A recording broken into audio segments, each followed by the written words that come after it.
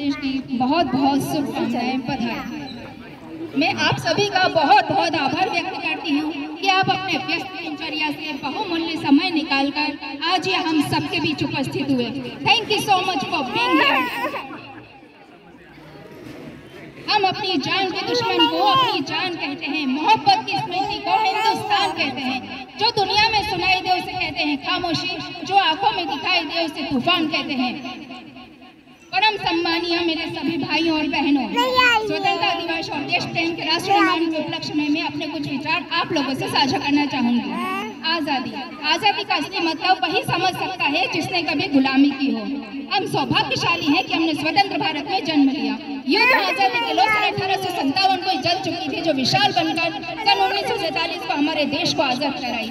प्राचीन, मध्यकालीन, वर्तमान के उदाहरणों से स्पष्ट करना चाहूंगी कि जहाँ तिरंगे के फेरे में फंस गए थे तो रंग बसंती चोलों की एक आवाज से टोलों के टोले उमड़ आए थे और उनके वंदे मातरम के नारों से खून में आने वाला 5 डिग्री का तूफान अंग्रेजी शासकों की जड़ों में तूफान ला देता था। लोग मर जाते थे, मिट जाते थे, फांसी चढ़ जाते थे, क्योंकि वो अपनी देशभक्ति साबित कर रहे होते थे।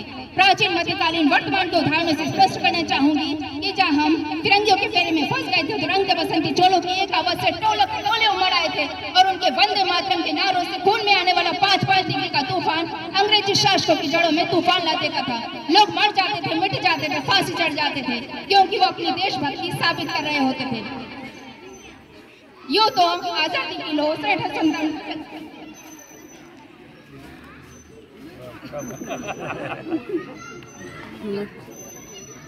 साबित कर रहे होते थे।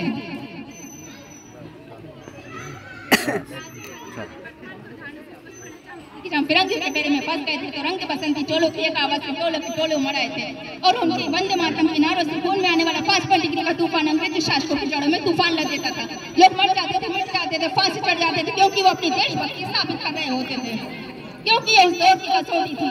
62-63 की युद्ध में अपना सुहाग गवा देने वाली औरत जब हालात हो जाते थे कि प्यार भी भरपूर गया, मांग का सिंदूर गया, नन्हे नौनिहालों की लंगोटियां चली गई, छोटी छोटी बेटियों की चोटियां चली गई, बाप की कमाई गई, भाई की पढ़ाई गई, ऐसा एक विस्फोट हुआ पता ही चला नहीं, जिसमें की कहीं बोटियां चली गई, जिसमें की कहीं बोटियां चली गई। और आपके लिए तो एक आदमी मर है साहब पर, मेरे घर की तो रोटियां चली गई, मेरे घर की तो रोटियां चली गई।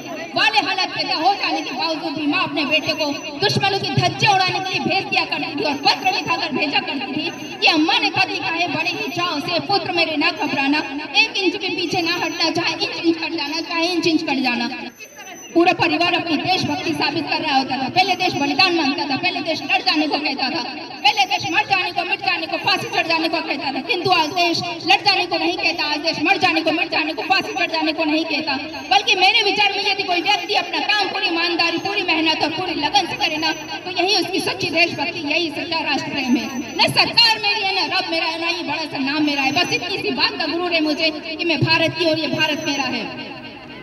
एक वैचारिक बीमारी भी मुझे अपने समाज में नजर आती है। कहा जाता है दुनिया के सबसे बड़े लोकतंत्र है जहाँ हिंदू पैदा होते हैं, मुस्लिम, सिख, ईसाई भी पैदा होते हैं, पर बदकिस्मती से हम इंसान पैदा नहीं होते। ना हिंदू की जरूरत है, ना मुसलमान की जरूरत है, राष्ट्र निर्माण में केवल एक अच्छे इंसान की जरूरत है। जरा सोच कर देखिए, पेड़ पौधे और शाखा भी परेशान हो जाए अगर परिंदे भी हिंदू और मुसलमान हो जाए। एक शैक्षिक बीमारी भी मुझे समाज में नजर आती है। इस देश ने पूरी दुनिया को तक्षशिला, नालंदा जैसे विश्वविद्यालय की बुनियाद रखी हुई, विश्व के 100 सर्वश्रेष्ठ विद्यालयों में हमारा एक विश्वविद्यालय भी खड़ा नहीं हो पाता। जहाँ इस देश ने IIT, IIM, NIT जैसे शिक्षण संस्थान दिए, वहीं दूसरी ओर बेरोजगार को रोजगार देने की जमात में खड़ा करने के लिए उसके हाथ में सर्व शिक्षा अभियान का झुंझुना पकड़ा दिया जाता है। और मैं बता दूं, इसका केवल एक ही कारण है, वो हमारे देश की शिक्षा नीति, जो केवल 2 लोगों पर बनती है, एक वो जो विद्वान है और दूसरे वो जो धनवान है। ऐसी और भी कई गजब की बीमारियां हैं, वो हमारे इस देश का अंधविश्वास। हमारे इस देश का युवा अपनी सफलता के लिए मंदिरों में जा जाकर नारियल फोड़ फोड़ कर रिश्वत कराता रहेगा।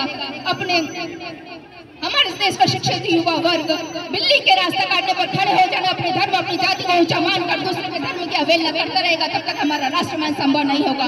बड़ी बड़ी बात नहीं, छोटी छोटी कोशिशें करनी होगी, क्योंकि हमें ठोकर पहाड़ों से नहीं, पत्थरों से लगा।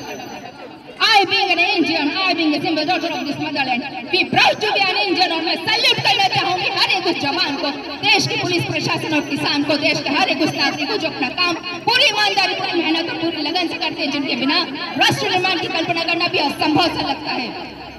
और आज इस मंच पर पूरी जिम्मेदारी के साथ मैं भारत की बेटी कहना चाहूंगी कि हमारा राष्ट्रमंच तब संभव होगा जब मैं, आप और हम सब मिलकर प्रयास करेंगे, क्योंकि हमारे देश की जिम्मेदारी नहीं हमें आगे ले जाने की, हमारी जिम्मेदारी हमारे देश को आगे ले जाने की, हमारे राष्ट्र को आगे ले जाने की, हमारे वतन को आगे ले जाने की। तो अंत में बस इतना ही कहना चाहूंगी कि मेरा हिंदुस्तान महान था, महान है, महान रहेगा, होगा हौसला सबके दिलों में बुलंद, तो एक दिन पाकिस्तान भी जय हिंद कहेगा।